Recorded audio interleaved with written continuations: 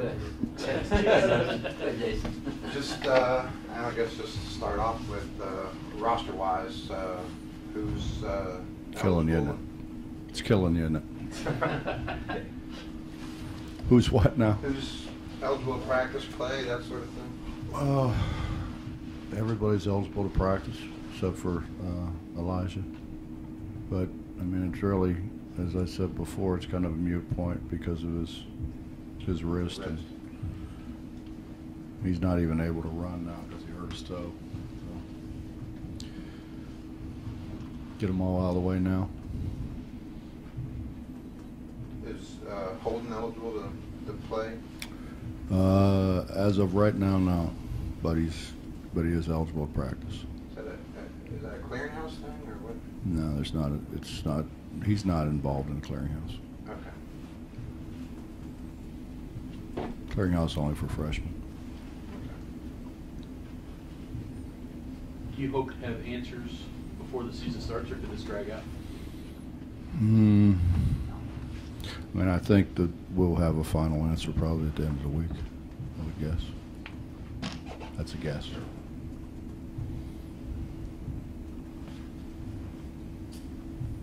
What does that do to the way you practice, not knowing for sure who This- does what, when, where, and why? This time of the year, Bob, I don't think it makes a whole lot of difference. I mean, I think as we get closer, it makes a big difference, but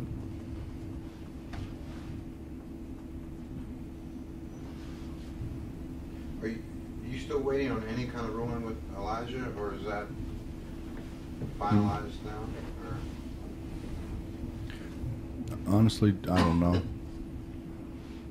I mean, and honestly, I don't know how much I'm allowed to get into.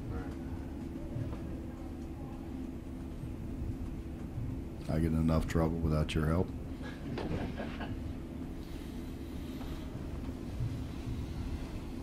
Is it safe to say, Bob, that regardless of the reason, he's probably not going to pledge? I think, yeah, I would, yeah, I think it'd be weighed more that way than the other way.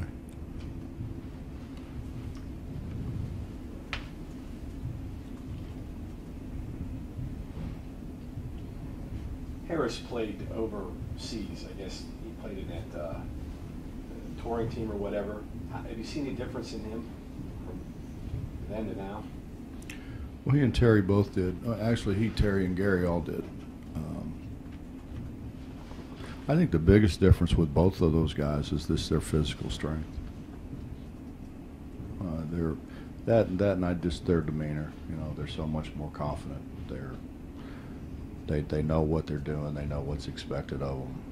You know, they're not running around, kind of wondering what they're supposed to do. And they both have done a really good job of trying to help the younger guys.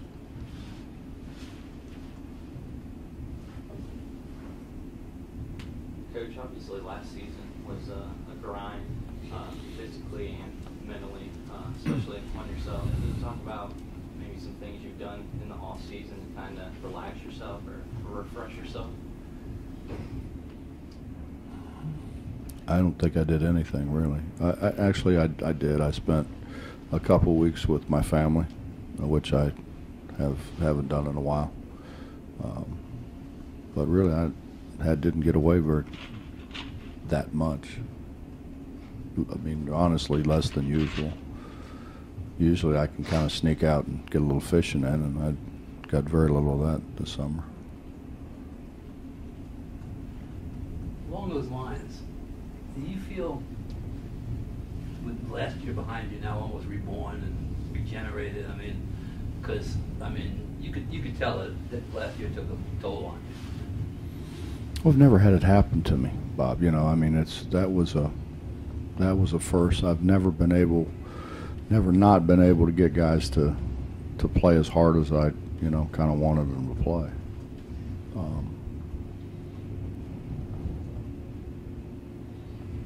And I mean, obviously we had some deficiencies. You know, we went into a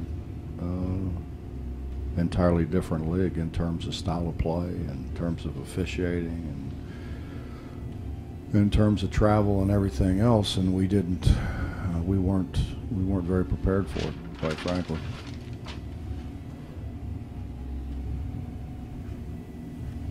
Coach, you talked a lot last year after a lot of the losses about fixing the problems. It's one thing, I think, to fix it during the season, but when you have an off season, there's probably a lot more that can be done. Clearly, roster has changed a lot, but are there things that now, with the time that you've had with them this summer, you say, like, all right, these are the things that we had to focus on? Could you pinpoint certain things that you had to get better at once you were able to kind of sit back and take a look at the whole picture? Well, I think the biggest thing is when you play an 18-game league schedule, and it's, it is, and they would admit that it is. It's an entirely different league in terms of style of play and officiating. So much more spread offenses, so much more penetrating pitch, so much more predicated on pick and roll, and spread. And you look at the Big East when we were in the Big East, and that's what Louisville did, but there wasn't a whole lot of other people that maybe Villanova a little bit, but not to the extent. There just weren't teams in the Big East that they'd give the 4 guy the ball and let him break people down and make decisions with the ball, and that happened frequently in the Big 12, and it wasn't as physical. So is the bigger concern then maybe finding your own forward who can do that and all those things that they did to you, or is it figuring out a way to then stop those things? Well, we got to do it. We got to figure out a way to stop them. As bad as we were, if you really go back and look at it, the number of games that maybe we could have, should have won. You look at Kansas State. Kansas State ties for the league championship. They give up 60 points a game, and that's pretty much what we used to do. If we give up 60 instead of 67, 66 point whatever, we got a chance to win a whole lot more games. We didn't guard. And I think style of play had a little bit to do with that, but we didn't guard with the kind of resolve that we've guarded with in the past. Did going to a new league make you change any basic philosophies, or does that remain the same? And what might we see different about this year's team from last year's? Well, Bob, we and I don't know, maybe it wasn't the right thing, but you go recruit a guy like Dennis because everybody in the Big East had one, But then looking back, when we were really good, it was because Wellington Smith could drag people away from the basket, and we didn't. We did have Dennis, we did have the big body, but he didn't play near as much as the people who could drag people away from the basket. And I think the one thing that we've really tried to make a conscious effort of is recruiting guys who can make shots. And I think now whether they do or not, but they're very capable of making shots. You take Remy can step out and make shots, obviously. Nate can step out and make shots. Devin Williams is not going to stretch it to 3, but Devin can step out and make shots. Brandon can step out. I think Kevin Noreen has figured out that he needs to be a more consistent perimeter shooter, and he's worked very hard on that. So Bob, those guys that you have recruited essentially to drag people away from the basket, did they help you solve the other side of the equation, which you said is the fact that you guys wouldn't guard? That remains to be seen. I can't positively tell you yes or no. 2 hours a week is kind of hard to judge. What have you learned in 2 hours a week? How do you learn? What? I said, what have you learned in the time that you've been able to spend with them this summer? I think their demeanor is so much different.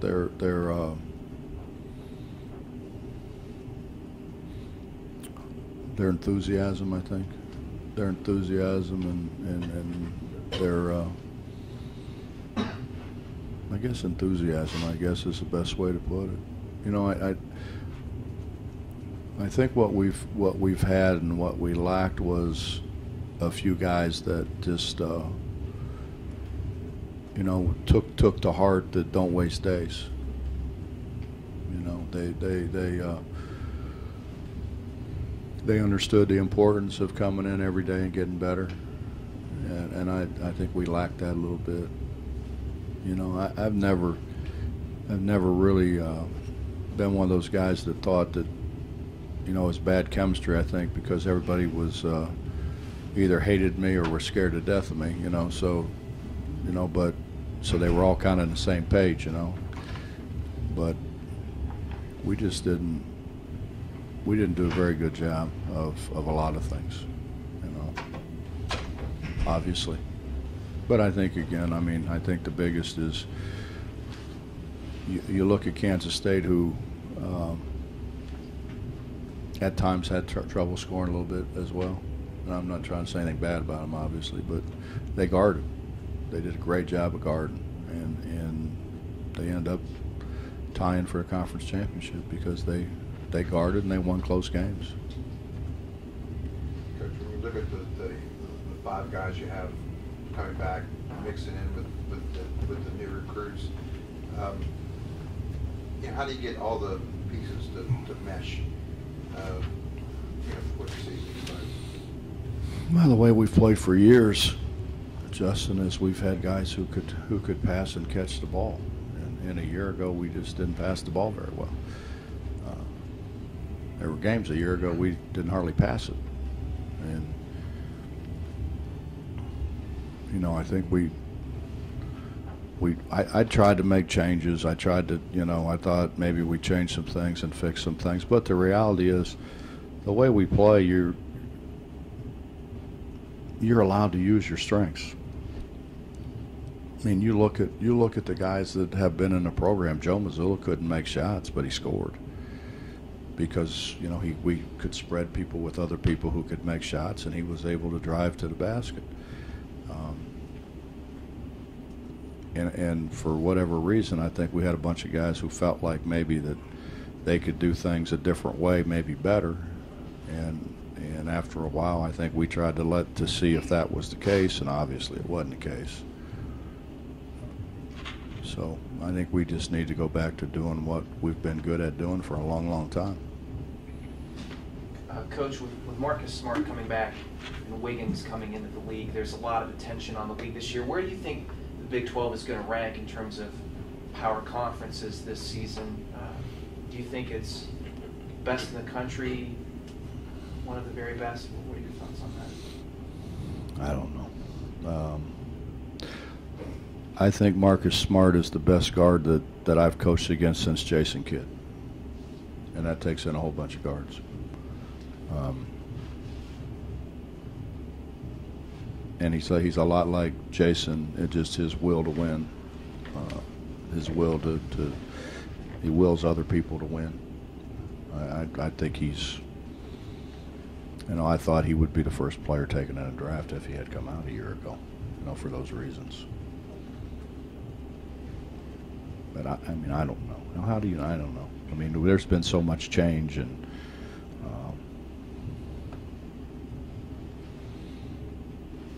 I mean, I think people think now the ACC is a whole lot better. You know, it remains to be seen. It'll all play out. What have you seen of those newcomers so far? What do you expect out of those guys? They can make shots. They're capable of making shots now. Whether they do or they don't, I don't know. But they're very capable of making shots.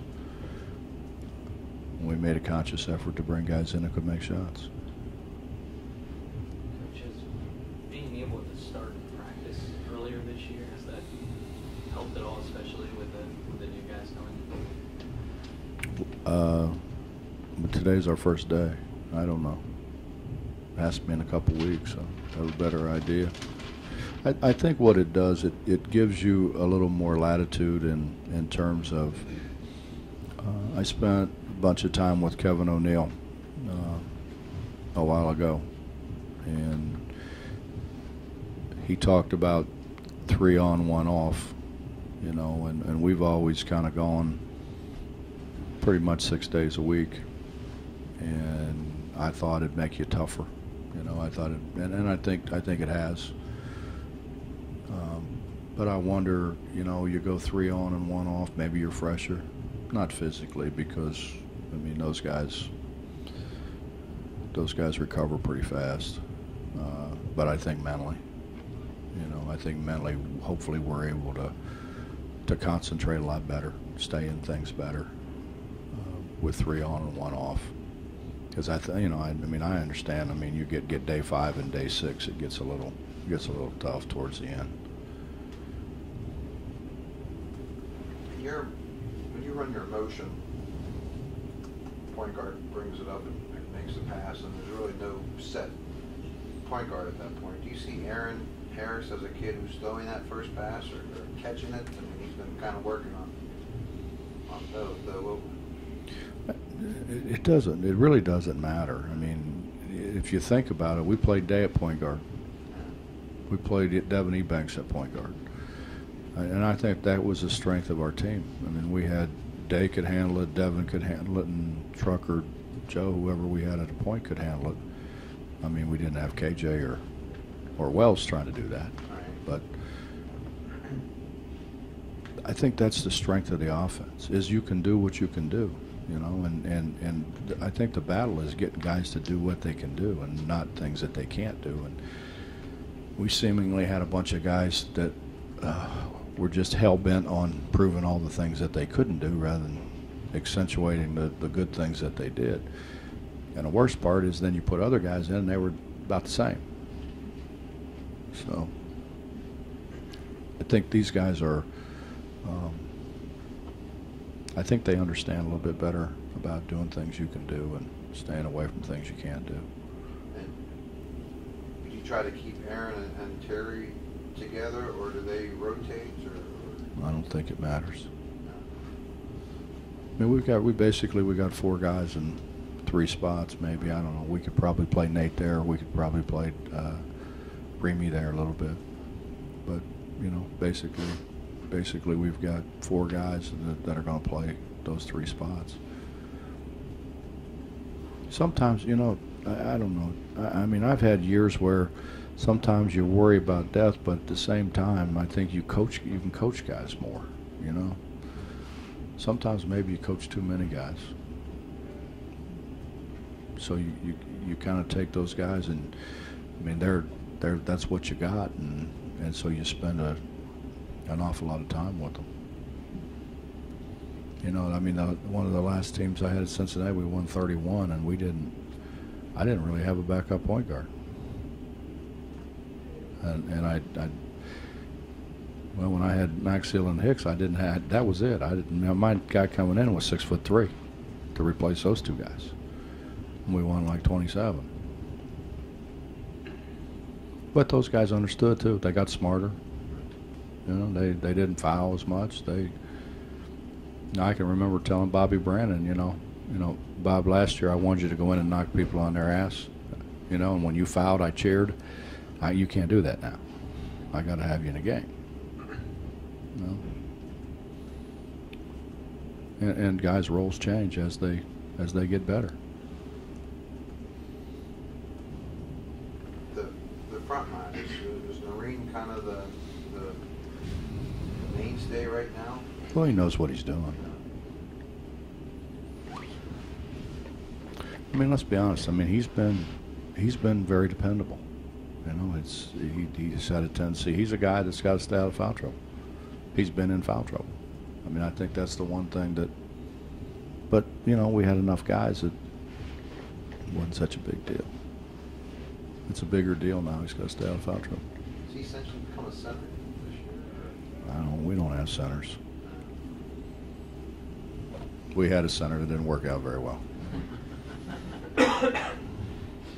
Talk about doing what you can do and not what you can't. I'm sure there are people who are more obviously not doing that well, but Gary Brown, is that a reason maybe why he sort of seemed to take a step back last year? And are you seeing him embracing that this year as, you know, don't try to do too much, do what you're capable of? I think Gary would be the first one to tell you he had a terrible year. You know, and I think that's what we appreciate about Gary. I mean, we got other guys that think it's somebody else's fault. And when you look at their stats, I mean, they couldn't have had a worse year. And they're guys that should have been coming in apologizing, saying, man, I'm sorry I was so bad, instead of blaming other people. And Gary doesn't blame other people. Gary knows he had a bad year. And Gary's been really good.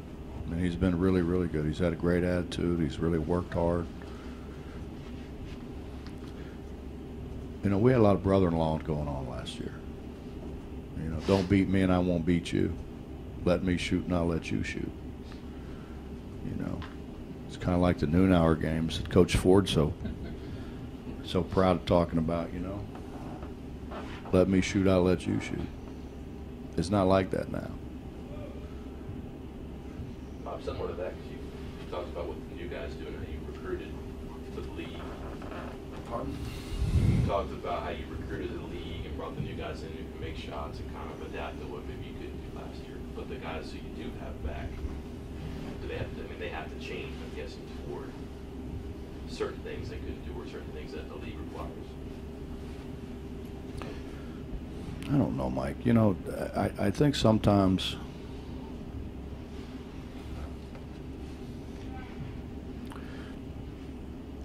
I can remember people saying after Danny Fortson went to the NBA that we were harder to guard because we had so many guys could score.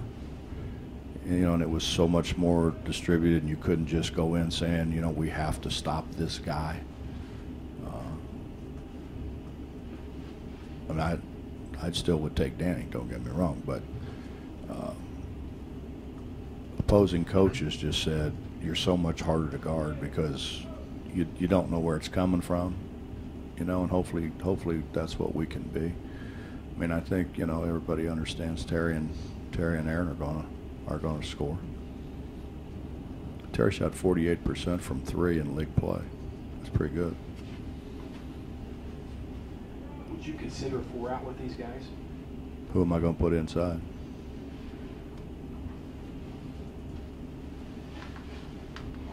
So you'll consider 5 out with these guys? I would say we don't have much of a choice. Coach, you mentioned, oh, I'm sorry. No, you're good. You mentioned Elijah's had some injury issues. Any other injury issues that you're seeing right now with the guys that may be a concern? I don't think so. I mean, you know, we've had some ankles and those kind of things, but no, we're good. Elijah, I mean, I'm hoping it doesn't end up being turf toe because that takes a long time. That's kind of what he did. The schedule, specifically start times, it seemed like you guys caught some breaks, and it seems like they listened to some of the recommendations the school was making as far as, especially the early January games getting 2 on the road. Well, I think contrary to what some people think, I think the start times were more of them trying to help us than it was we didn't deserve to be on ESPN. I don't think anybody pays any attention anymore whether it's ESPN, ESPN2, or ESPNU. I mean, it's what game do you want to watch? You know. So I mean, I don't think it's that at all. I think they listen. I mean, it's obvious it hurt our crowds. 9 o'clock starts really hurt our crowds. 9 o'clock starts on a weekday when you're coming from Charleston, and if you're coming from Logan or Matewan or Williamson or Harper's Ferry, it's hard. And it's hard. And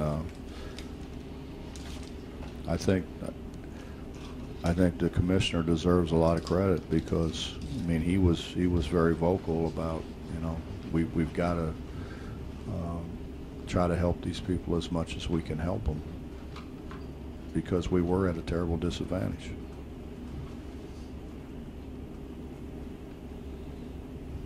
Okay, Coach. Thank you very much. Mm-hmm. Thank you, Coach.